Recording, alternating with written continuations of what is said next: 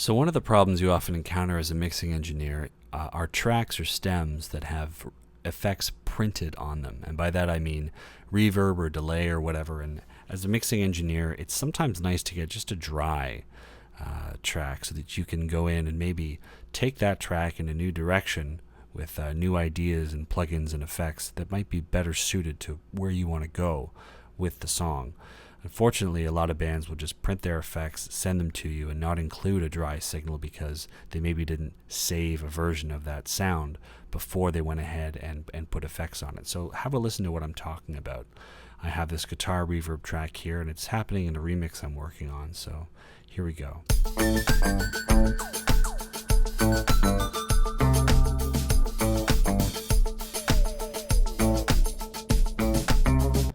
Now the reverb is subtle, but if I solo it, you can really hear it, I think.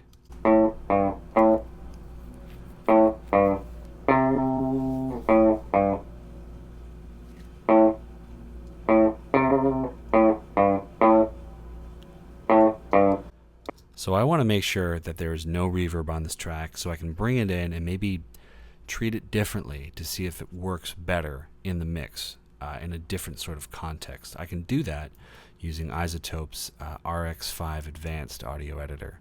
So I have it here, and let's just have a listen to the track now. We see it displayed left and right, stereo. Oh, that's just mono. There we go.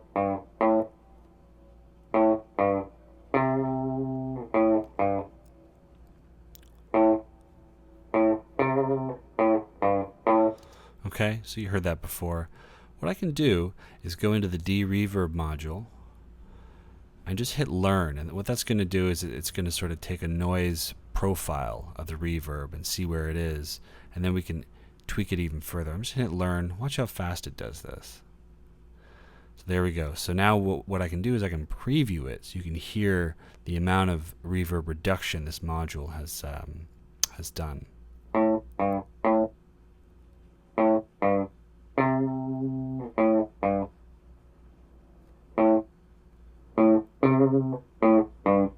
So now we're only getting the tone of the microphone and the sort of physicality of the player. We're not getting all that reverb at the end of it.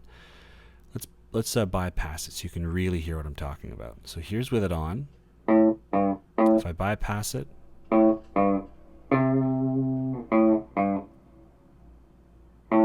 unbypass it. So you're hearing those early reflections, you're hearing all kinds of noise and stuff like that. So it's done a really good job, I think, of getting rid of some of that reverb. Now let's just print it. So let's do the opposite of what they did. Let's get rid of the reverb and then print that track. And to do that, I'm not gonna tweak anything. I really like the sound that iZotope came up with. I'm gonna hit process. Watch how fast this happens. Done. So now I can go in and listen to it.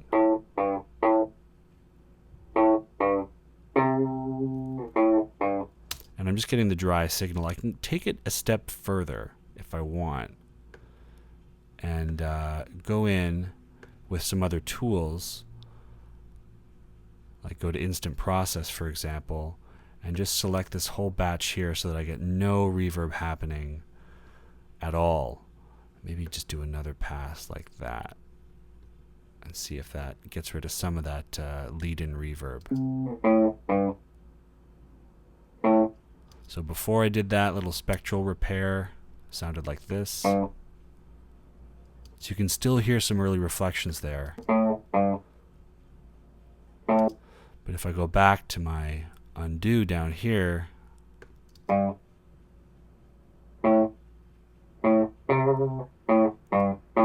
do it over here as well. It's really gotten rid of them, just for good measure. Whoops.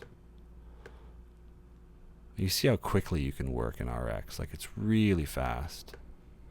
The workflow is terrific. And then just preview that.